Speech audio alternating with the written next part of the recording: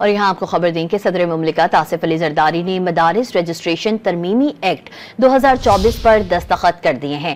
صدر کے دستخطوں کے ساتھ ہی بل قانون بن گیا ہے۔ دینی مدارس کی رجسٹریشن کا معاملہ افہام و تفہیم سے حل کر لیا گیا۔ وزیر اعظم کی ایڈوائس پر صدر مملکت نے بل سے متعلق سمری کی منظوری دی۔ سوسائٹیز رجسٹریشن ترمیمی ایکٹ کا بل 20 اکتوبر کو سینٹ اور 21 اکتوبر کو قومی اسمبلی سے منظور ہوا تھا۔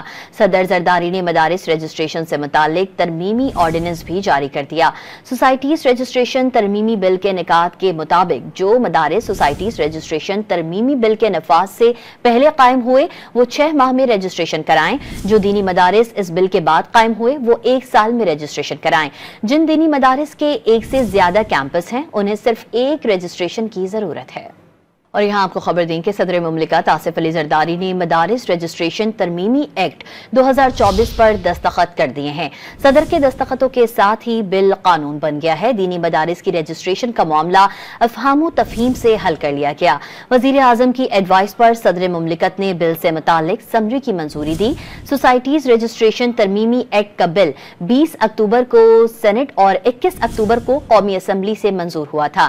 صدر زرداری نے مدارس رجسٹریشن سے متعلق ترمیمی آرڈیننس بھی جاری کر دیا۔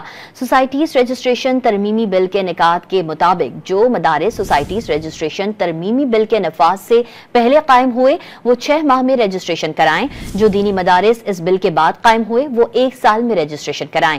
جن دینی مدارس کے 1 سے زیادہ کیمپس ہیں انہیں صرف 1 رجسٹریشن کی ضرورت ہے۔